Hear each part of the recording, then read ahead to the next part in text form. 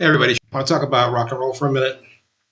What I want to do is review the new Megadeth record, the 17th and final Megadeth record, self-titled, came out a few weeks ago. But before I talk about the record, I'd like to talk about Dave Mustaine for a couple of minutes because while it's obviously a bummer that the Megadeth train is coming to a stop and there won't be a new Megadeth record after this one, I mean, I'm sure there's plenty in the vaults to exploit for the next 20 years, but as far as new material goes, this is it. And I think that is probably good for Dave Mustaine because, very honestly, I don't think that Megadeth has ever been good for his mental or emotional health. I feel like he's felt like he's been second best this entire time.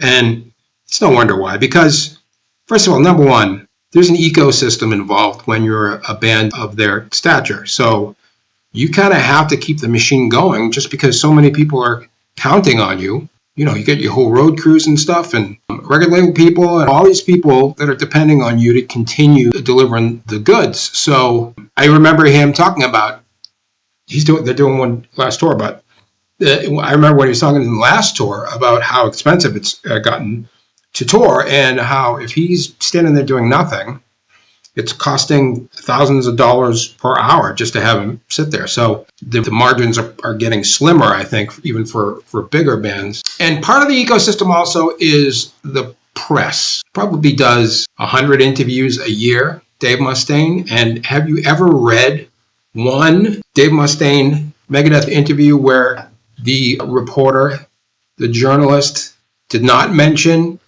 Metallica, the band that fired him when he was 21 or whatever the fuck he was, and used some of his riffs to then become the biggest rock band of all time? I mean, you know, he's been asked about Metallica almost every day of his life for 40 years, and that has got to wear pretty thin after a while. I mean, I've been fired many times, mostly for insubordination, and I do not want to talk about it.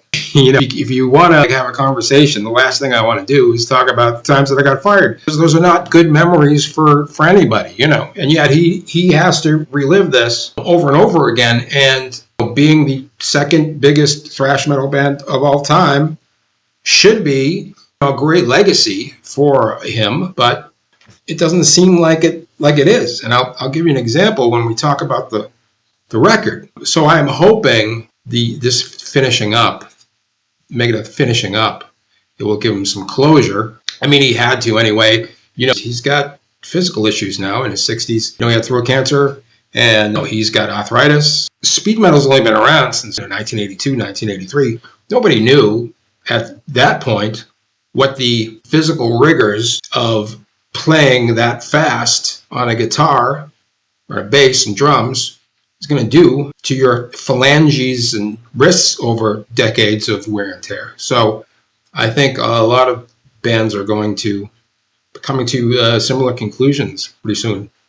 Soon the retirement homes will be stuffed with speed metal guitars. And also, the decisions that he made as he went on through adulthood and middle age, he became a born-again Christian. I know he had a culty religious upbringing, but yeah, becoming a born-again Christian and becoming a conservative. Says he's an independent, but only Republicans say that they're independent. Those are two acts that you don't come to if you're having a good time. No shade to the Christians and the conservatives among us, but I'm sure that you know that a lot of these belief systems are based on grievance and grudges and being mad at people. And that's Dave Mustaine to a T. So I don't think any of those things were very helpful to him either. But anyway, so let's hope he gets some peace. As far as the album goes, here it is. Again, my new vinyl days are over, so I got the cassette. I got the CD version. Couldn't find a cassette. I think it's sold out. And now it's more expensive than the vinyl because it's sold out. This you can't really tell because my lighting sucks as usual, but this is a lenticular version from Amazon. Anyway, I've read a lot of reviews of it. A lot of people go, "Hey man, it's rehashed riffs." Of course, rehashed riffs. We're bringing it all home.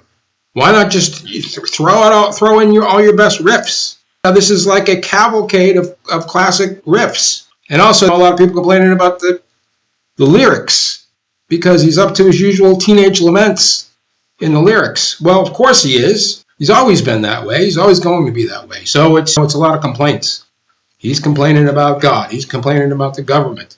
He's complaining about his own fans in the last note, which should have been his big finale, but it's not. The last note really is. It's honestly him complaining about like, fuck, I gotta play this song again. I don't want to play any more songs. I haven't had any fun playing any of these songs. That's basically what the last note is about.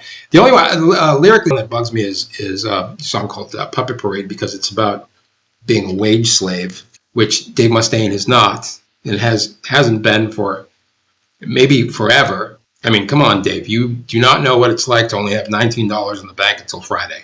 And sure, you don't have to know about everything that you write about, but for a guy like him who's supposed to be a truth teller, he's not really telling the truth in that song because you didn't know. Musically, like I said, lots of classic riffs and just an extravagance to it. I am a huge fan of thrash metal guitars. You give me Vinnie Vincent Invasion, you give me Chastain, you give me Yngwie Malmsteen, you give me any of those Japanese flashy guitars, from Bow Wow or Earthshaker. I'm in. I love it. I can't get enough of it. So it really scratches that itch. It reminds me of the first Steeler record where they have a solo piled on top of so one solo. Guess what? Here's another solo, which I really enjoy. It's Dave and then the new guy who I guess is now out of a job.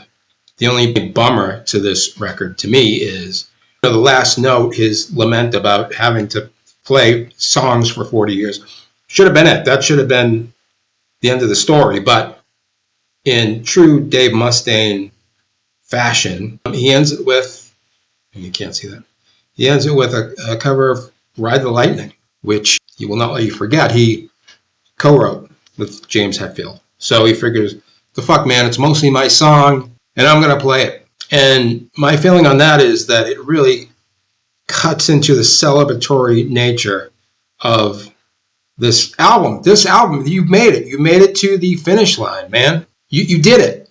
You don't have to go any further.